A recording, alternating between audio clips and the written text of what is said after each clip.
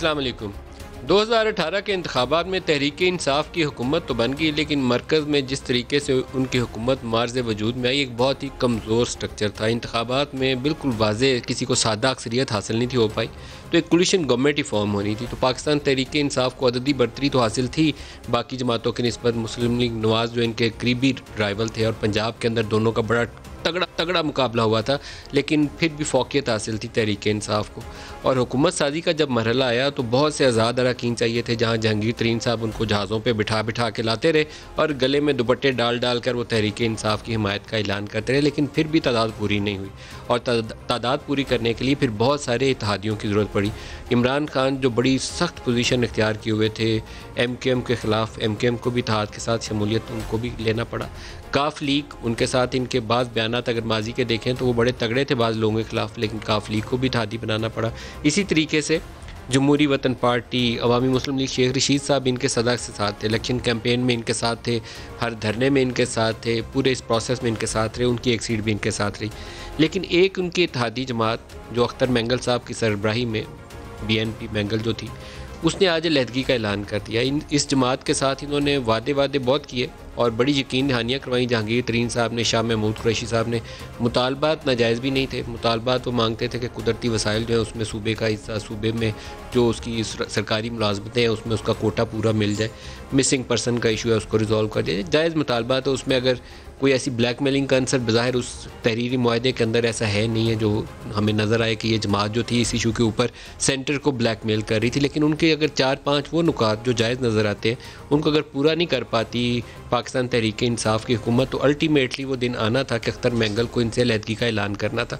आज वही हुआ कि आज अख्तर मैंगल ने अलहदगी का ऐलान कर दिया। अगर पार्टी पोजीशन अब देखें तो तहरीक इंसाफ को पहले भी बहुत स्ट्रॉन्ग पोजीशन पे नहीं खड़ी है। मैं पहले कह रहा हूँ कि बड़ी वीक किस्म की कोलिशन है इनकी।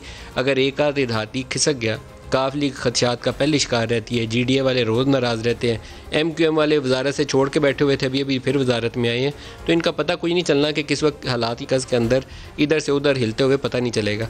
अभी जमाती पोजीशन अगर देखें तो पाकिस्तान तहरीक इंसाफ के पास हैं 156, MQM के 7, GDA के हैं 3, बाप पार्टी जो बलोचिस्तान अवामी पार्टी है उसके 5, PMLQ के हैं 5, जमहूरी वतन पार्टी 1, अवामी मुस्लिम लीग 1 और आज़ाद 2 अरकान इनके साथ हैं। उसको मिला के अब 180 इनकी तादाद बनती है, क्योंकि 4 आज नशिस्तें जो थीं BNP की वो इनसे लहदा हो गई। अपोजिशन जमातों को देखें तो मुस्लिम लीग नून जो है 84 सीटों के साथ सर फहरिस्त है, peoples party 55, JUI 15, BNP 4, ANP की 1 है, आज़ाद 2 अरकान है। और अपोजिशन नशिस्तों की जो तादाद बनती है वो बनती है 161। तो 342 का हाउस है, एक रुकन नहीं है, तो 341 का इस वक्त हाउस है। 172 तादाद चाहिए हुकूमत साजी के लिए। तो बस एक बारीक सी डोरी है जिसके ऊपर बंधी हुई है हुकूमत। अगर किसी ने भी ज़रा सा एक झटका मारा तो इसको संभलना मुश्किल हो जाएगा। तो इमरान खान साहब को अपने इत्तेहादियों को भी और बाकी पॉलिटिकल प्लेयर्स को भी इस वक्त बना के साथ लेकर चलें तो बहुत अच्छा होगा, क्योंकि ये जिस तरह के इस वक्त कोरोना के हालात चल रहे हैं और मुल्क को जिस तरह की इक़्तिसादी मुश्किलात है, एक पॉलिटिकल इंस्टेबिलिटी वाला माहौल जो है बहुत ज़्यादा नुकसानदेह साबित हो सकता है। लेकिन उसके लिए सियासी समझ, दूरअंदेशी दोनों का मुज़ाहरा करना पड़ेगा हुकूमत वक्त को। जो आज पैनलिस्ट है हमारे साथ इसी मौजू पर बात करने के लिए इस्लामाबाद स्टूडियोज़ में हमारे साथ हैं सेनेटर जहांजेब जमाल दीनी साहब, सेक्रेटरी जनरल हैं BNP के, आपको खुशामदीद कहता हूँ। इसके अलावा राना सनाउल्लाह साहब PMLN से हमारे साथ होंगे, यार मोहम्मद रिंद साहब पाकिस्तान तहरीक इंसाफ से हमारे साथ होंगे, सेनेटर सईद गनी साहब हमारे साथ होंगे और सिराजुल हक साहब अमीर जमात इस्लामी वी होप के हमें ज्वाइन करेंगे। लेकिन इससे पहले अख्तर मैंगल साहब ने आज अलहदगी का ऐलान करते हुए कहा क्या, वो देख लें, सुनाइएगा जी। आज बाकायदा बलूचिस्तान नेशनल पार्टी की सेंट्रल कमेटी के फैसले की तवज्जो से PTI से मैं अपनी पार्टी के इत्तेहाद के खात्मे का बाकायदा ऐलान करता हूँ। जी जमाल दीनी साहब, क्या वजूहात हुई कि आज अलहदगी का ऐलान करना पड़ा? मलिक साहब, आप तो सबसे ज़्यादा बाखबर है इन तमाम सब्जेक्ट का कि हमें जो है ना बेसिकली 2 साल पहले एक MOU हमने इन्हें पहले पेश किया। इन्होंने हमें अप्रोच किया कि हम हुकूमत साजी की तरफ जा रहे हैं, आपसे हम जो है ना इत्तेहाद चाहते हैं। दीगर सियासी जमातों के साथ भी बात चल रही थी अपोजिशन के साथ, तो हमने कहा कि भाई हमारे ये कुछ पॉइंट्स है, आप देख लें, अगर आपको पसंद आ जाएँ तो हम उस पर जो है ना इत्तेफाक अगर आप कर लेंगे तो वेल एंड गुड। और वही हमने अपोजिशन को भी दिए थे। तो इन्होंने देखते हुए कहने लगा ये तो हमारे अपने ही सब्जेक्ट्स हैं और ये ऐलानात जो है ना हमारे पार्टी के कायद कंटेनर में भी कर चुके हैं, जलसों में भी क्या करते हैं, प्रेस कॉन्फ्रेंस में भी क्या करते हैं। बलूचिस्तान के साथ 70 सालों से जो ज्यादती हुई है उसका अजाला नो डाउट हम चाहते हैं, हमें ये सब कबूल है। तो इस पर जो है ना फिर मेरे पास जो है ना शाह महमूद कुरैशी साहब मेरे पास आए, वहीं पे पार्लियामेंट लाजिज हमने डिस्कशन की, सब्जेक्ट तमाम चीज़ें जो है ना तरतीब दी, प्रेस से भी मिले। उसके बाद फैसला ये हुआ कि जाएंगे कोयटा, सरदार अख्तर मिंगल वहीं पे होंगे, जहांगीर तरीन साहब भी आए थे, यार मोहम्मद रिन साहब भी थे। तो वहाँ पे उन्होंने अच्छी तरह देख के हमने कहा इसी में करेक्शन करनी है तभी कल, इस तमाम चीज़ें करने के बाद उन्होंने इसे एक्सीड किया कि सोके हम इसे तस्लीम करते हैं और इस पर मनदन अमल करेंगे। और उसके बाद जो है ना whatsoever presidential election, speaker, deputy speaker, जितने भी रिक्वायरमेंट थी वो हमने पूरी कर दी जो हमारे पर थी। बाद में जो प्रेसिडेंशियल इलेक्शन हो उसमें जो हमने कहा कि भाई हमें जो है ना कुछ डेवलपमेंटल खसूसन जो है ना फंड्स बलूचिस्तान के लिए चाहिए कि बलूचिस्तान की महरूमियाँ 70 सालों से है और सब मानते हैं, तमाम सियासी जमातें ये कहते हैं कि बलूचिस्तान जो है ना सबसे ज़्यादा पसमानदा है और पसमानदा उसे रखा गया है। दौलत से मालामाल बलूचिस्तान, साहिल समंदर का मालिक, आपकी सुई गैस जहाँ से निकली थी पूरे पाकिस्तान में उसकी तरसील हुई, अहले बलूचिस्तान को स्टिल नहीं मिला। लेकिन उसके बाद भी जो है ना हमें कुछ चाहिए, तो उन्होंने वो भी कंसीड की, 9 पॉइंट चाहिए थे। अब ये तकरीबन मुतवातिर 20, 22, 24, 25 मेरे ख्याल में जो है ना हमारे उनके साथ मुज़ाकरात हुए और इन मुज़ाकरात के बाद अक्सर कहा जाता है हम करेंगे करेंगे करेंगे। अब करेंगे की बात हमारे यहाँ सिस्टम में जो है ना मुकम्मल तौर पे हमारे पैवस्त है हमारे सिस्टम में। तो आज तक आप अंदाज़ा करें कि आज से मैं पर्सनली इनकी एक कमेटी बदल गई, दूसरी बदल गई, तीसरी बदल गई, फिर उसके बाद हमने एक रिक्वेस्ट की कि आप अपनी नोटिफिकेशन करवा दी कमेटी की, नोटिफिकेशन हुई कमेटी की। फिर मैंने रिक्वेस्ट किया, मैंने कहा प्राइम मिनिस्टर साहब आप जो है ना इसमें फोकल पर्सन और एक ऑफिस रखवा दें। मैंने कहा चले ऑफिस बाकायदा लीगल मतलब नहीं हो, आप इसे इस्तेमाल कर ले लेकिन हम कभी बैठ सकें। ये भी हुआ। उसके बाद वो कमेटी बदल दी गई। कमेटी बदलने के बाद सिस्टम ही टूट चुका। डिस्कशन वगैरह होती थी, यस करेंगे इंशाल्लाह, ये करेंगे ये करेंगे। आपने ये क्यों कहा कि सिस्टम टूट गया? उसके बाद सिस्टम टूट ही गया ना। सिस्टम वैसे भी टूटना था, इससे पहले भी टूटी हुई थी, लेकिन कुछ कड़ियाँ उसकी बरकरार थी। इस बार टूटने के बाद फिर मैं पर्सनली, अब देखें ना खटक साहब इतने अच्छे आदमी हैं, मैंने पर्सनली बहुत सारे लोग बड़े अच्छे आदमी, मैंने उन्हें कहा तो उसने बुलाया ये रमज़ान के महीने में। मैंने कहा खटक साहब सरदार साहब यहाँ पे है नहीं, मैं हमारे पे प्रेशर है। पार्टी की सेंट्रल कमेटी ने 3 इजलासों में ये कहा कि भाई आपके मसाइल अगर हल ना हो तो आप पार्टी छोड़ दें, आप जो है ना पोजीशन में स्किप नहीं, आप आज़ाद बेंचों में बैठे वहीं पे बैठे। तो मुतवातिर कहने के बाद वो कतअन इस पे कंसंट्रेशन उनकी थी नहीं। अब उनके जहन में शायद ये था कि ये जो बजट जो है ना बजटरी एलोकेशन होगी इसमें ये लोग जो है बह जाएंगे। हमने कहा भाई हमें बजट भी नहीं चाहिए। आजकल लोकस्ट की जो यलगार है, कोरोना की जो तकालीफ आप महसूस कर रहे हैं, पूरे पाकिस्तान वाले इंटरनेशनल कम्युनिटी कर रही है। मैं तो कहूँगा बजट काफ़ी जो है डेफिसिट में होगा, कमज़ोर होगा। मैं बजट पे बात ही नहीं करूँगा, मुझे कुछ दे। मैं ये कहूँगा 6 पॉइंट्स में से कम 1-2 को आप ऑनर करते तो मैं अहले बलूचिस्तान को ये कहने में जो है ना बजानिब होता कि देखें मेरे मसाइल हल हो रहे हैं, 1-2-4 चीज़ें हो चुकी।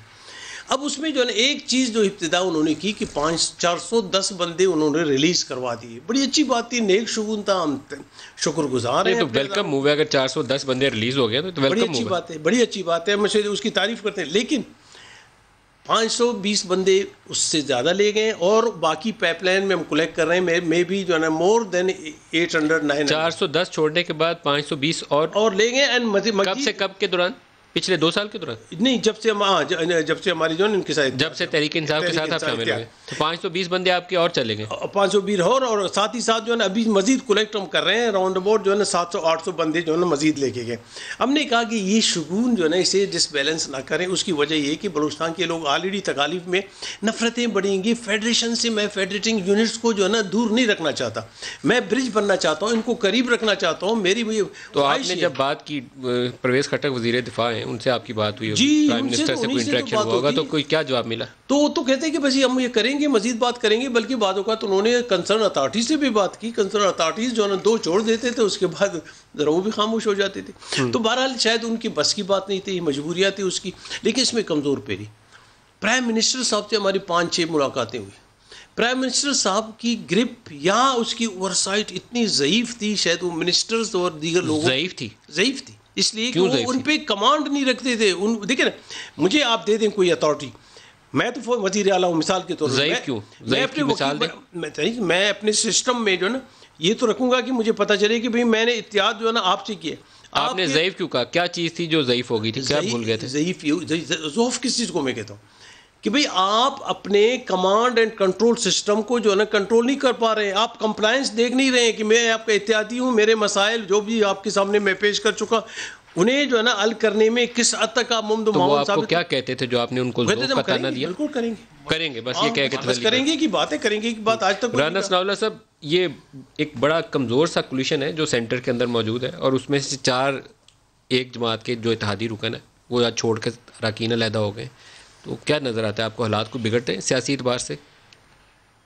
देखिए, सियासी एतबार से पाकिस्तान में हालात को बिगड़ने के लिए जिन लवाज़मात की ज़रूरत होती है उनमें से कुछ लवाज़मात जो हैं वो बड़े ज़रूरी हैं और उनकी बड़ी बुनियादी अहमियत है। वो प्री रिक्विजिट्स क्या हैं? वो प्री रिक्विजिट्स जो हैं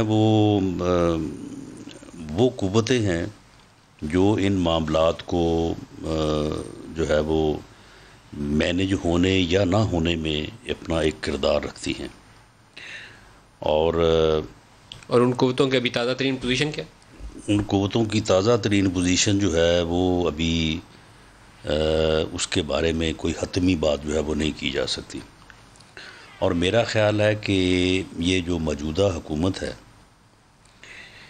इसके ठहरने या इसके ना जाने में जो है यही अमल जो है वो बाकी रहता है। बाकी इन्होंने जो अब तक इस मुल्क के साथ किया है, इस मुल्क की इकॉनमी के साथ किया है, जितनी बैड गवर्नेंस है, नाअहली है, नालायकी है, नफ़रत है, तकब्बर है, इंतकाम है, इसके अलावा कोई इनका और एजेंडा नहीं है। इन 4-5 से बाहर कोई इनका अमल नहीं है, कोई इनका जो है वो एजेंडा नहीं है।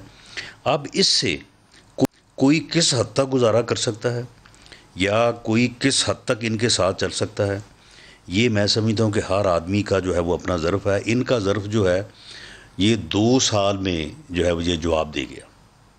इससे पहले इन्होंने 3-4 मरतबा गिला किया, शिकवा किया, लेकिन ये काम नहीं किया जो आज किया। आज इन्होंने on the floor of the house जो है वो अलहदगी का जो है ऐलान किया है। बाद 4 आदमी ये हैं, एक इनके साथ ही बैठते हैं अली नवाज शाह, सिंध से वो आज़ाद मेंबर हैं, वो भी उनसे वोट उन्होंने दिया। उस दिन के बाद वो उनमें जाके बैठे भी, उन्होंने कहा जी मेरी सीटें जो है वो अपोजिशन साइड पे जो है वो मुझे मेरी सीट अपोजिशन साइड पे अलॉट करें। इन्होंने भी उधर बैठना गवारा नहीं किया, इनकी भी सीटें जो है वो अपोजिशन साइड पे हैं।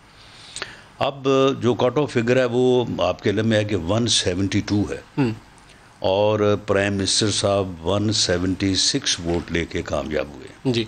अब अगर इसमें से 5 वोट निकल जाते हैं तो अब जमहूरी तौर पे और अखलाकी तौर पे उनके ऊपर ये फ़र्ज़ है कि वो वोट ऑफ कॉन्फिडेंस लें। क्या नून लीग बड़ी तगड़ी पोजीशन पे आपकी जमात खड़ी है? अगर आपको ये छोटे ग्रुप साथ सपोर्ट करें तो क्या आप प्राइम मिनिस्टर का हाउस में जाके मुतालबा करेंगे कि प्राइम मिनिस्टर एतमाद का वोट दोबारा लें इस ईवान से? नहीं, देखें, एक तो है ना कि मुतालबा करें, या अगर अपोजिशन की जमातें जो हैं वो अगर इस सिलसिले में कंसल्टेशन करेंगी तो फिर एक अदम एतमाद की तहरीक भी मूव कर सकती हैं। लेकिन जब आपने 176 वोट दे के आपने कामयाबी हासिल की और अब जो वोट आपके साथ थे उनमें से 5 लोग जो हैं वो अलहदा हो गए हैं, तो अब बनता है ना अखलाकी तौर पे कि आप जो है वो अखलाकियात तो पूरी नहीं उतरती पाकिस्तानी सियासत पे, तो आपको लेकिन अखलाकियात पूरी उतरे ना उतरे, कोई उनके ऊपर अमल करे ना करे, लेकिन बहरहाल उनका वजूद तो लेकिन है। आपने एक बयान, ये बात तो हो सकती है ना, बड़ा हम आपने बयान दिया कि वो जो हवा का रुख का तयन करना अभी मुश्किल है, जो कुव्वतें मैटर करती हैं उनका अभी क्लियर कट एक डायरेक्शन जो है वो वाज़ेह नहीं है। और उसमें मैं समझता हूँ कि ये कोरोना वायरस जो है, देखें कोरोना वायरस ने जो है वो मुल्क की इकानमी को भी इफ़ेक्ट किया है और इसने अपोजिशन को भी इफ़ेक्ट किया है। जो मार्च अप्रैल की रूमर्स जो मार्च अप्रैल की रूमर्स थी, क्या उन कुव्वतों से कहीं किसी जगह के ऊपर आपकी अपोजिशन जमातों की कोई राब्ता साजी थी? देखें, इसमें क्योंकि मैं इसका प्रीवी नहीं हूँ, लेकिन मैं ये समझता हूँ कि ये बात इसमें बड़ा वज़न था कि ये साल जो है ये मिड टर्म इलेक्शन का साल होगा। अच्छा, ये था तो वो कोरोना की वजह से हवाओं का रुख अब बदल गया। अब कोरोना में आप मुझे बताएंगे इलेक्शन हो सकता है? मैं आपको मीटिंग नहीं हो सकती, कोई जलसा नहीं हो सकता, कोई रैली नहीं हो सकती, तो इलेक्शन नहीं हो सकता इस फिजा में। लेकिन मैं आपको इलेक्शन तो जो जिमनी है, जो सीटें खाली हो जाते हैं ड्यू टू डेथ और अदरवाइज, तो वो नहीं हो सकता। तो मिड टर्म इलेक्शन तो मुश्किल है। बाकी अजलास होना जो है, अजलास अपोजिशन ने बड़ा प्रेशर दे के अजलास, आज आपको एक बयान सुनाता हूँ, एक जनवरी का बयान है परवेज़ इलाही साहब का, जो पंजाब असम्बली में उन्होंने दिया था। आज सोशल मीडिया पे सारे लोग पोस्ट कर रहे हैं कि शायद कोई ताज़ा बयान है, लेकिन रेलेवेंस आज की सियासी सूरत हाल के हवाले से तो पहले आप आता हूँ कि फ्लोर ऑफ द हाउस पे परवेज़ साहब क्या कह रहे हैं। दिखाइएगा जी, परवेज़ साहब का बयान दिखाइएगा।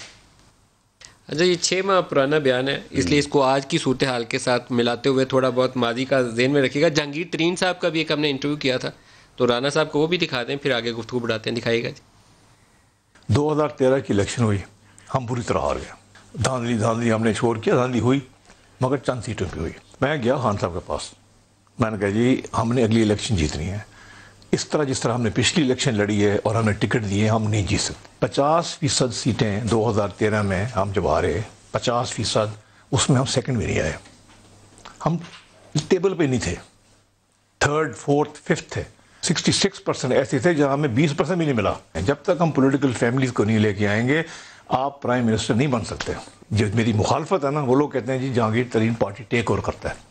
क्यों? क्यों ये अपने लोग लेके आ गए। बाबा मेरे अपने लोग नहीं हैं, पॉलिटिकल फैमिलीज के लोग हैं। इस वक्त जो असेंबली बैठी है पंजाब में से 60% वो लोग हैं जो पॉलिटिकल फैमिलीज के हैं, 60%, और 2013 में हमारे साथ नहीं थे। इस तरह से यहाँ पे इमरान खान साहब प्राइम मिनिस्टर बने। यार मोहम्मद ज़रैन साहब, आप इसके ऊपर रद्दमल देना चाहेंगे? क्योंकि एक बहुत ही वीक कोलिशन थी आपकी, और जिस तरीके से कोलिशन फॉर्म हुई, जहांगीर तरीन साहब ने भी, परवेज़ साहब ने भी और राना साहब ने भी उसके ऊपर रोशनी डाली है, तो अब आप क्या कहेंगे इसके ऊपर? बिस्मिल्लाहिर्रहमानिर्रहीम। मलिक साहब, आज जो मेंगल साहब ने स्टेटमेंट दी है और पीटीआई से जो उनकी इत्तेहाद था उसको ख़त्म करने का ऐलान किया है, मेरे ख्याल में सियासी तौर पे हमारे लिए तो ठीक नहीं है। क्योंकि बलूचिस्तान के इस वक्त जो सूरत हाल है, जो पोजीशन है, उसके बॉर्डर्स पे जो सूरत हाल है, सूबे के अंदर जो सूरत हाल है, तो उसमें तो हमें चाहिए था, और मेरी अपनी ख्वाहिश भी यही थी कि ज़्यादा में ज़्यादा हमारे इत्तेहादी होने चाहिए।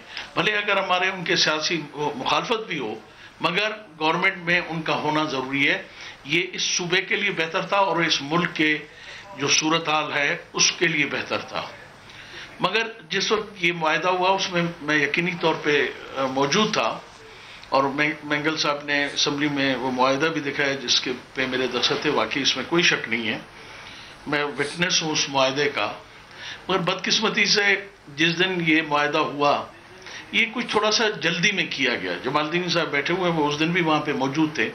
हमारी तरफ से कोई बहुत ज़्यादा बेहतर तरीके से बैठ के एक एक पॉइंट डिस्कशन शायद उस तरह नहीं हुआ जैसे होना चाहिए।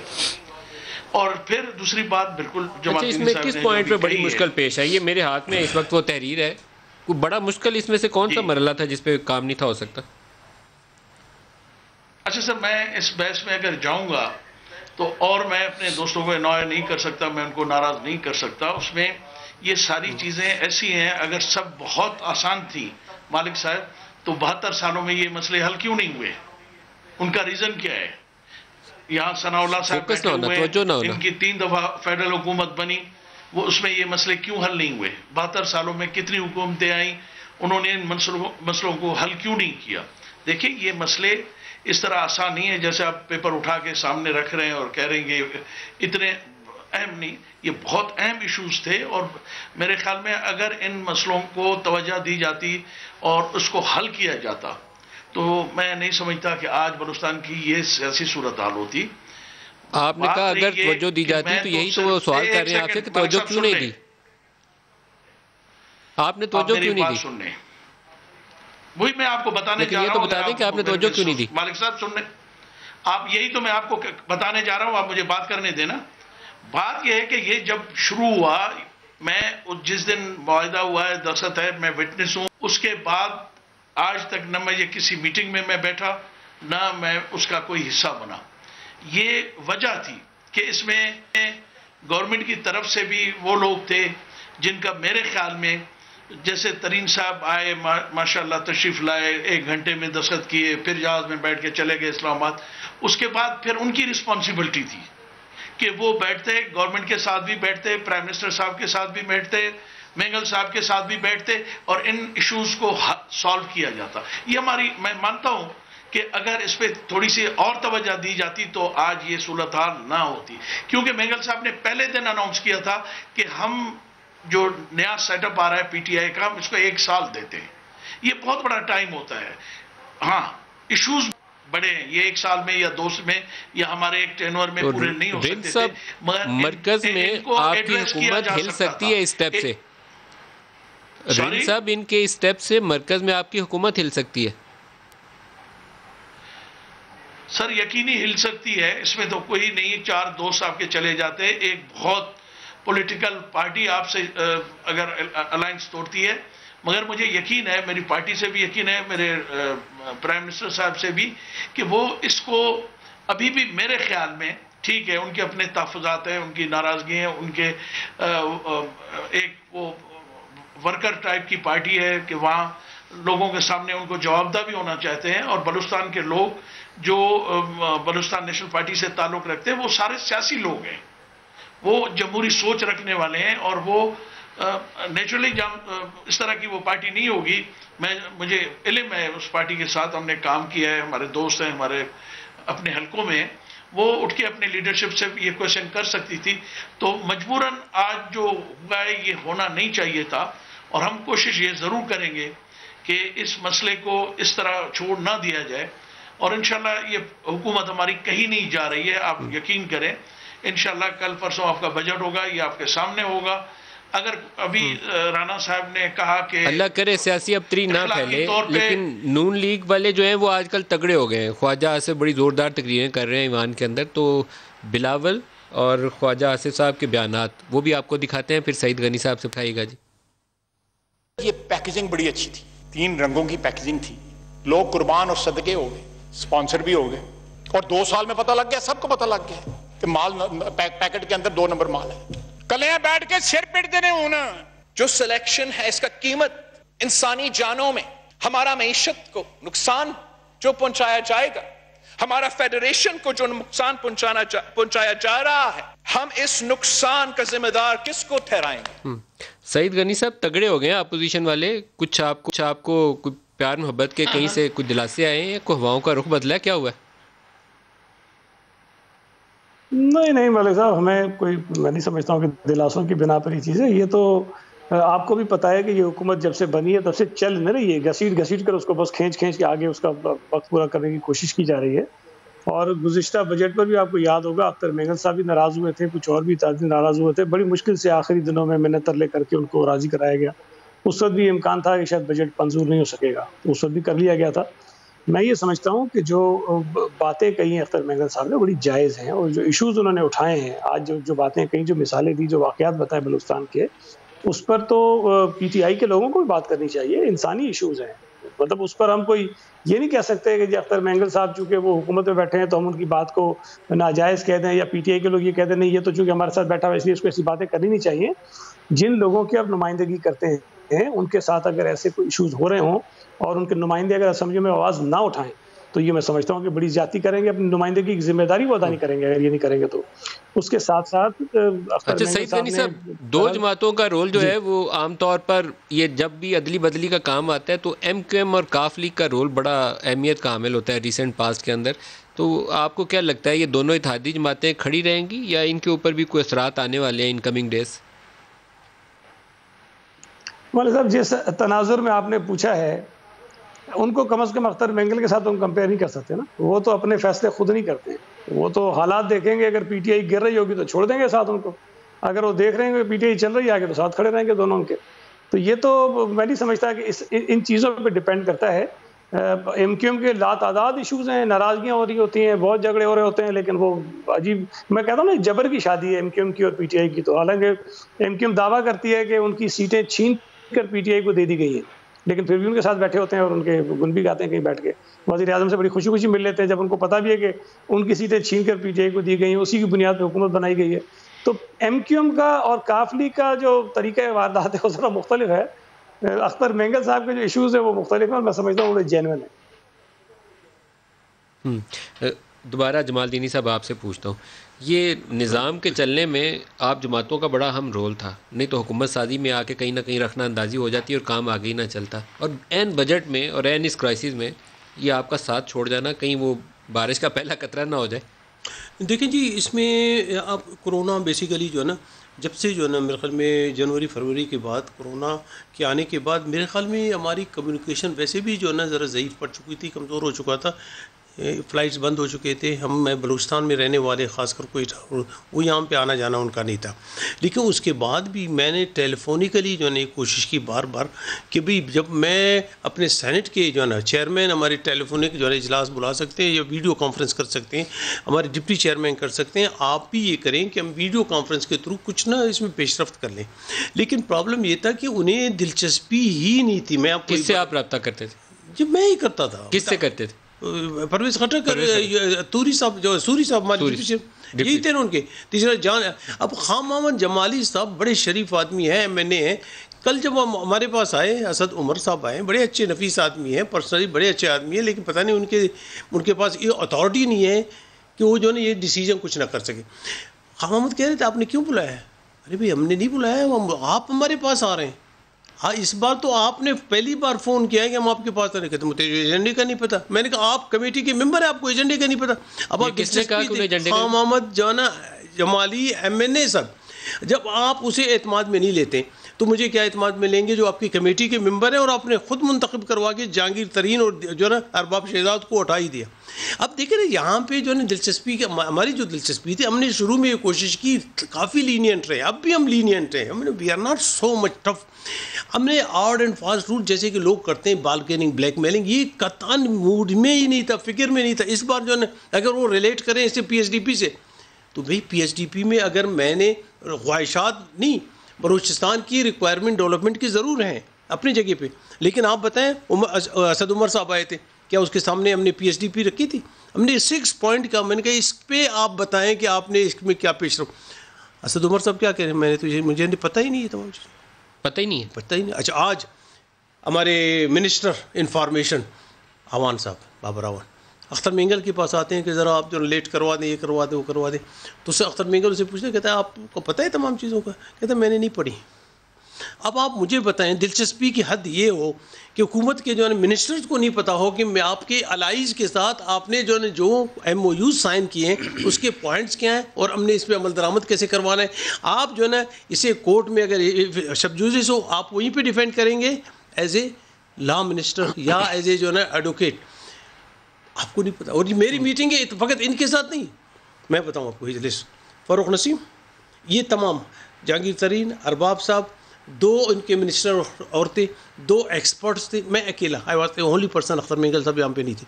मैंने उन्हें बताया for the sake of God, ये जितने भी सब्जेक्ट मैंने आपके सामने पास, ये तो आप इसे गलत समझते हैं, एंटी स्टेट हैं, इस मुल्क की मतलब आपकी यकजहती के ख़िलाफ़ है, ये तो कहते नहीं बिल्कुल जो नॉर्मल, क्या जब नॉर्मल है तो इस पर अमल दरामद क्यों नहीं करवाते? कहते अभी करेंगे। राना साहब, जो जहांगीर तरीन साहब हैं उनके ऊपर बहुत र्यूमर्स चल रही थी कि उनका कोई नून लीग से कोई रब्ता होने वाला है, तो अभी थोड़ी देर पहले मैंने प्रोग्राम शुरू होने से पहले वो एक और आ गई कि वो जल्दी प्रेस कॉन्फ्रेंस करने वाले हैं, को बहुत बड़ा डिस्क्लोजर होने वाला है।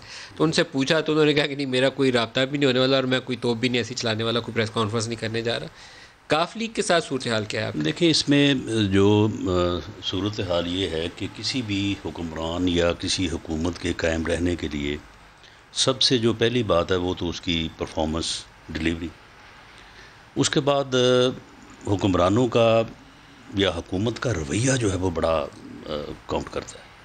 अगर आपके मसाइल हल नहीं हो रहे लेकिन अगर आपको इंगेज रखा जाए, आपके साथ बात की जाए, तो फिर आप जो है वो फिर उस स्टेप पे नहीं जाते जिस स्टेप पे आज जो है वो अख्तर मेंगल साहब या उनकी पार्टी BNP चले गई।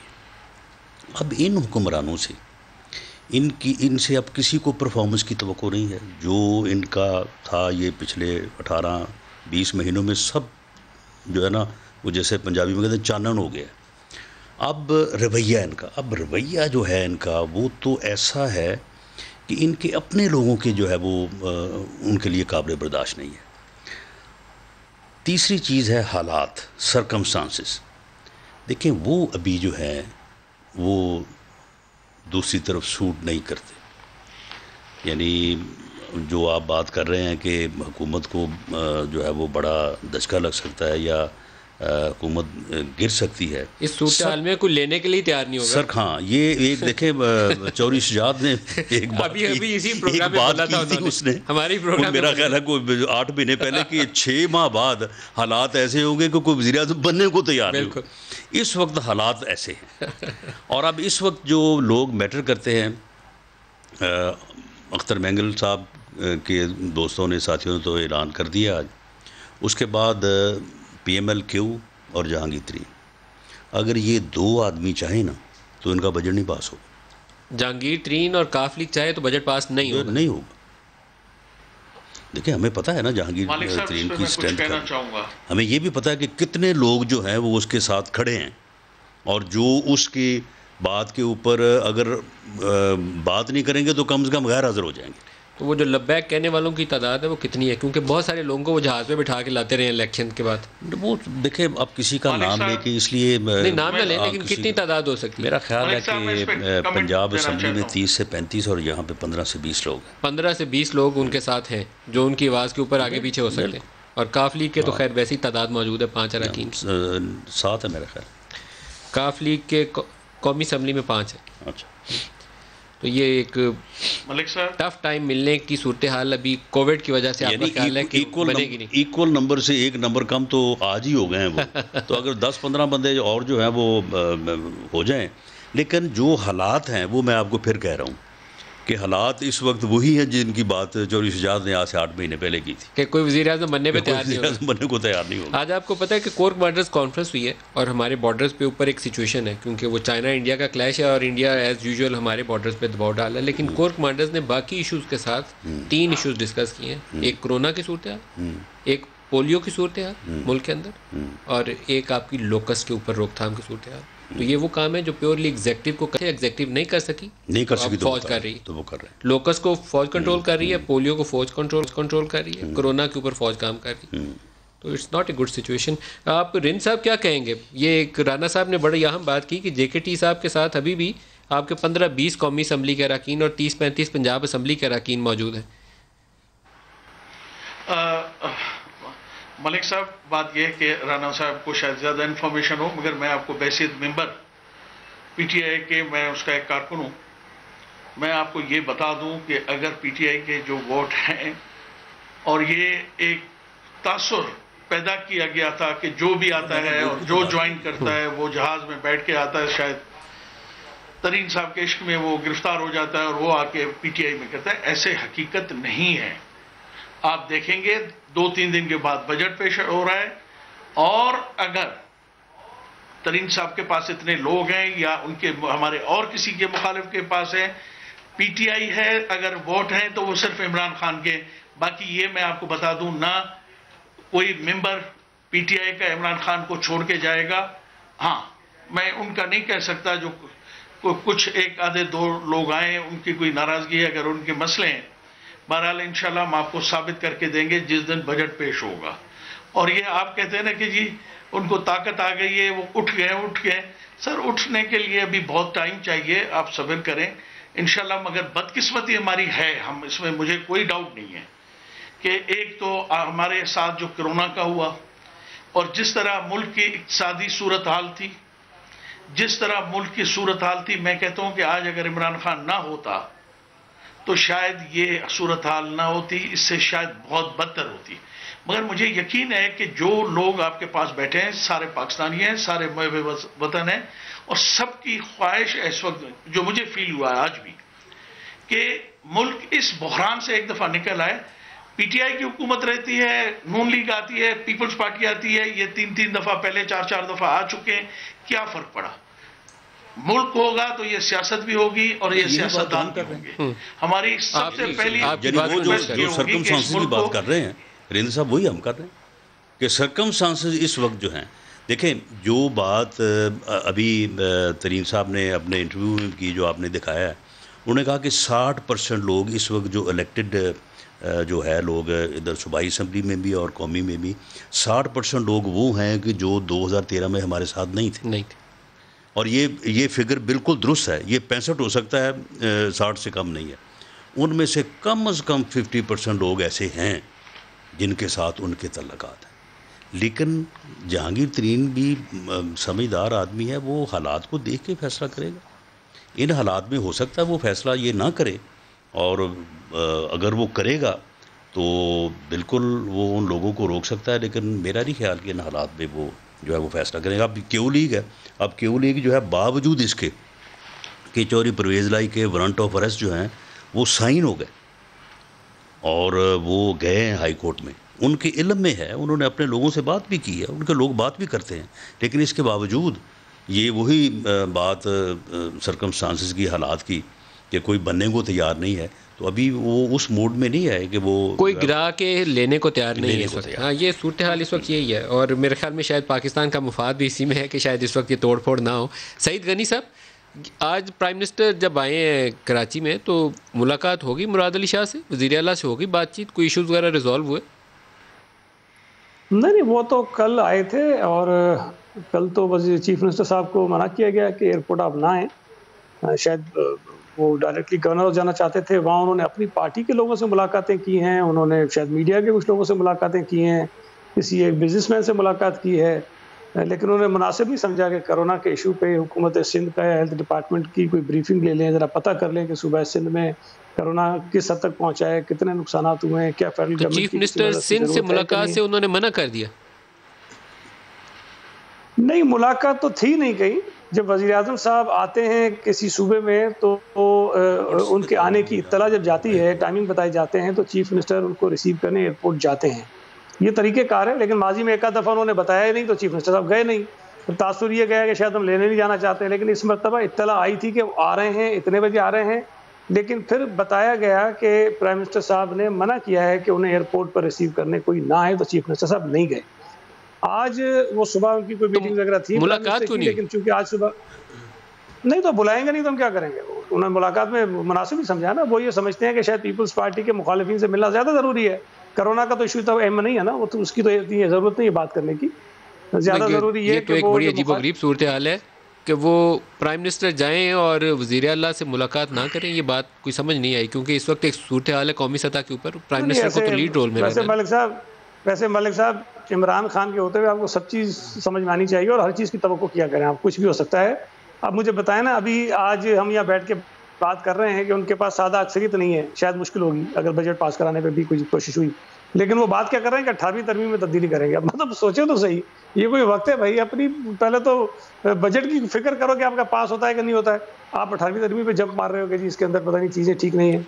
और मैं मतलब सच्ची बात है, मुझे खुद मुझे बहुत अजीब सा लगता है ये कहते हुए भी कि वज़ीर आज़म साहब को 18वीं तरमीम का कुछ नहीं पता। नहीं है। ये किसने कहा? ये वज़ीर आज़म साहब ने। वज़ीर आज़म साहब ने, बिल्कुल, यानी उनके ये अपने अल्फाज हैं वज़ीर आज़म के कि 18वीं तरमीम में और NFC में जो गलत हुआ है उसको दुरुस्त होना चाहिए। और उन्होंने पता नहीं 65% का कह दिया कि जी सूबों का हिस्सा इतना है और वफाक का हिस्सा जो है वो नहीं है, तो इसलिए अगर ये चीज़ गलत हुई है तो इस चीज़ को दुरुस्त होना चाहिए। अब ये दूसरे तीनों सूबों में, बल्कि इवन पंजाब में भी, ये तो आग लगाने वाली बात है। तो इस मरहले पे जब यानी आप भी हर कोई इसी बात पे ज़ोर दे रहा है कि जी कौमी यकजहती, तो इस मरहले पर भी अगर उनका ये सोच है तो मैं समझता हूँ कि इस बात के उससे कोई भी मुतफिक नहीं हो सकता। जिनके मुतल्लक आप या हम जो है वो दबे अल्फाज में कहते हैं, वो भी नहीं मुतफिक हूँ। कोई इनको ये नहीं कहता होगा कि जनाब आप इस किस्म का रवैया जो है वो आप इन दिनों में अपनाएं। तो फिर आप ये देख लें कि फिर इस तरह से, लेकिन ये इंतशार तो फिर वो एक फर्दर क्योस की तरफ तो ले जा सकता है, बेहतरी की तरफ नहीं ले जाएगा। एक ब्रेक ले लें जी, वापसी पे ये इस इशू पे भी हमारे साथ रहिएगा।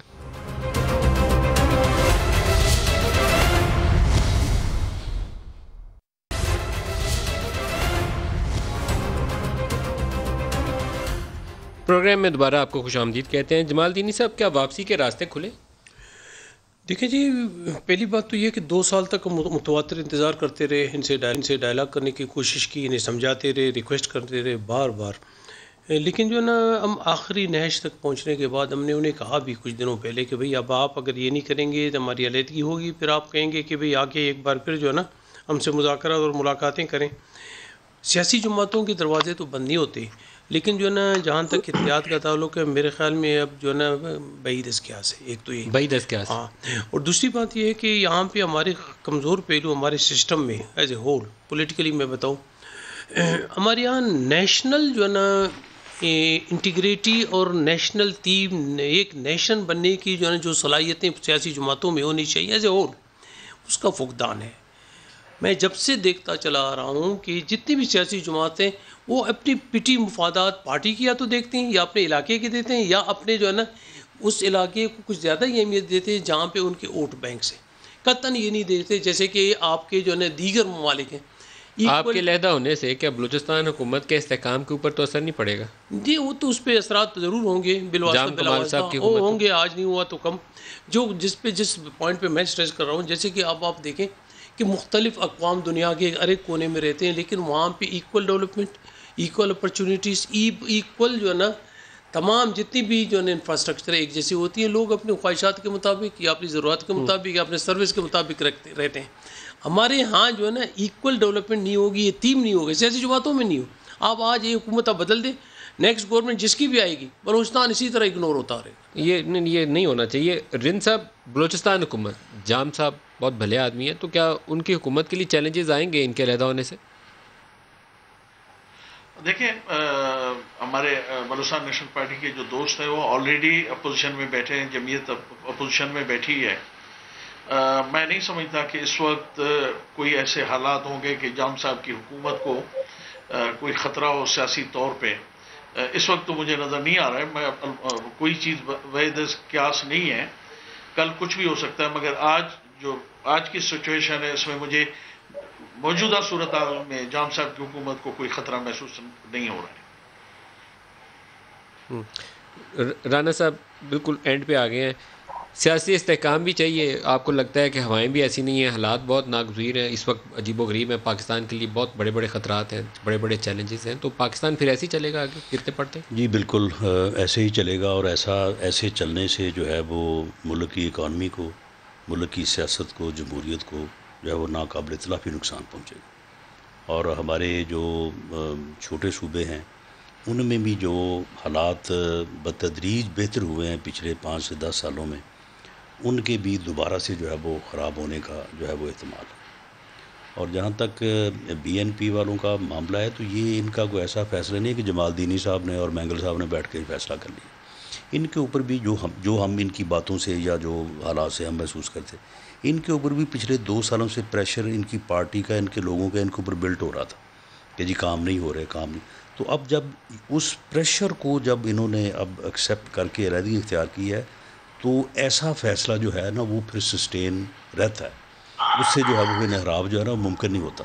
तो अगर आप बैठ के 2 आदमी फैसला करने तो वो तो ठीक है, वो दूसरे दिन जो है KP उसको में और बलूचिस्तान में कंसिडरेबल चेंज है। इवन कराची शहर के अंदर बिल्कुल ज़मीन आसमान का फ़र्क है 2013 से आज से कंपेयर करें तो। हाँ, तो वो तो लूज़ नहीं किया जा सकता, वो तो एक नेशनल आपकी इंटेग्रिटी का इशू है, कौमी वहदत और सालमियत का इशू है। और इसी तरह से बलूचिस्तान में जो कुव्वतें हैं, और इसी तरह से जो KPK में वहाँ पे जो PTM वाला मामला है, वो भी जो है वो रिड्रेस होना चाहिए, बिल्कुल, और वो वक्त के साथ होना चाहिए। और अगर ये देखें पीछे कोई भी जो है वो मदद करे, तमाम जो अदारे हैं उन अदारों का मुल्क की बेहतरी के लिए या मुल्क के वसी तर मफाद के लिए जो है वो उनका इन चीज़ों को मैनेज करने के लिए फैसिलिटेट करना उनका बनता है। लेकिन अगर करना तो सिविल गवर्नमेंट नहीं है ना, फेस तो सिविल गवर्नमेंट ही है ना।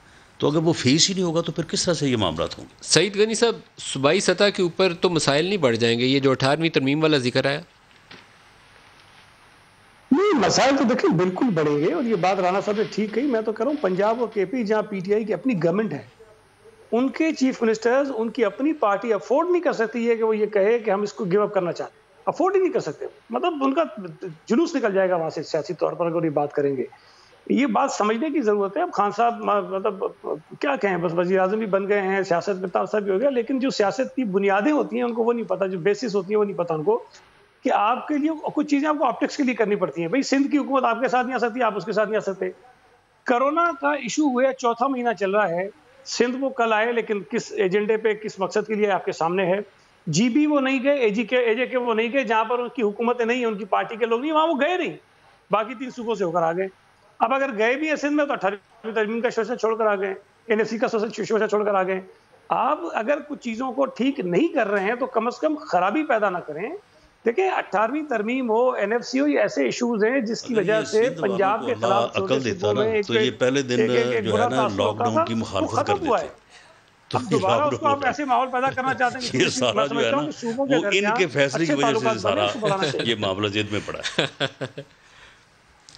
मेरे पास प्रोग्राम का वक्त ख़त्म हो गया, नहीं तो आपने सिंध वाल दिलाने की बात की है, तो मैंने आपसे पूछना था कि डॉक्टर यास्मीन राशिद ने कुछ लाहौर वालों के लिए भी कहा है। उनके लिए भी कहा है।